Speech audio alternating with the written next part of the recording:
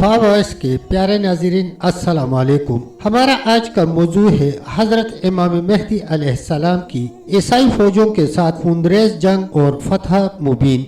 इस्लामी तालीमात के तनाज़र में इमाम मेहदी अलैहिस्सलाम के ज़ुहूर को एक अहम वाक़या के तौर पर देखा जाता है जो अमन और इंसाफ के एक नए दौर का आगाज होगा। ताहम इस वाक़े को हजरत ईसा अलैहिस्सलाम की वापसी के साथ करीब से मुंसलिक होने के तौर पर भी देखा जाता है, जिनके बारे में ख्याल किया जाता है कि वो वक़्त के इख्तिताम तक पेश आने वाले वाक़यात में अहम किरदार अदा करेंगे।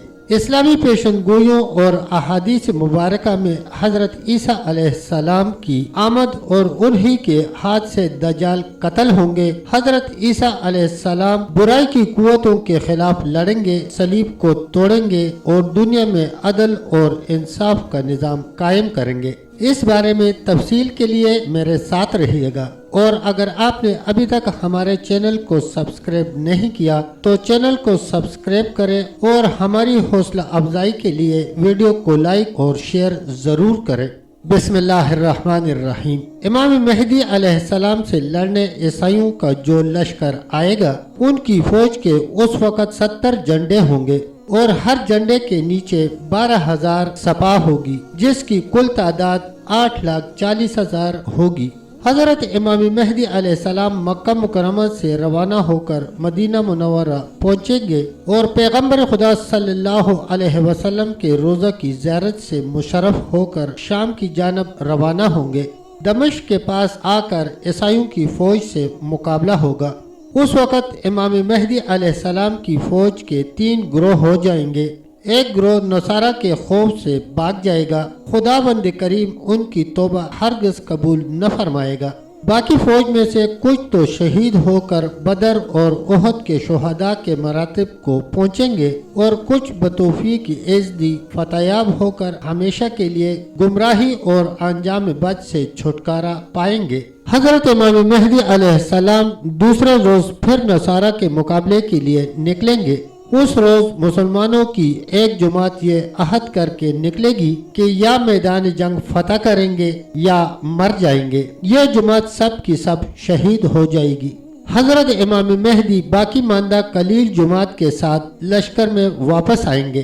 दूसरे दिन फिर एक बड़ी जमात ये अहद करेगी कि फतह के बगैर मैदान जंग से वापस नहीं आएंगे या फिर मर जाएंगे, और हजरत इमाम मेहदी अलैहिस्सलाम के हमरा बड़ी बहादुरी के साथ जंग करेंगे और आखिर ये भी जाम शहादत नोश करेंगे। शाम के वक़्त हजरत इमाम मेहदी अलैहिस्सलाम थोड़ी सी जमात के साथ वापस अपनी क़यामगाह पर तशरीफ ले आएंगे। चौथे रोज हजरत इमाम मेहदी रसदगाह के मुहाफिज जमात को लेकर दुश्मन से फिर नबर आजमा होंगे। ये जमात तादाद में बहुत कम होगी, मगर खुदावंद करीम उनको फतह मुबीन अता फरमाएगा। ईसाई इस कदर कत्ल होंगे कि बाकियों के दिमाग से हुकूमत की बो निकल जाएगी और बेसर सामान होकर निहायत जिल्लत व रसवाई के साथ भाग जाएंगे। मुसलमान उनका ताक़ुब करेंगे, बहुतों को जहन्नम रसीद कर देंगे। उसके बाद इमाम मेहदी अलैहिस्सलाम बे इंतहा इनाम व इकराम उस मैदान के जानबाजों पर तकसीम फरमाएंगे, मगर उस माल से किसी को खुशी हासिल न होगी, क्योंकि उस जंग की बदौलत बहुत से खानदान व कबीले ऐसे होंगे जिसमें फीसद में से सिर्फ एक आदमी ही बचा होगा। उसके बाद इमाम मेहदी अलैहिस्सलाम बिलाद इस्लाम के नज़्म व नस्क और फ़राइज़ और हुकूकुल इबाद की अंजाम दही में मसरूफ़ होंगे। चारों तरफ अपनी फौजें फैला देंगे और उन मुहम्मद से फारिग होकर फतह कुस्तुनतुनिया के लिए रवाना हो जाएंगे। बहीरा रूम के किनारे पर पहुंचकर कबीला बनु इसहाक के 70,000 बहादुरों को किश्तियों पर सवार करके उस शहर की खलासी के लिए, जिसको आजकल इस्तांबुल कहते हैं, मुकर्रर फरमाएंगे।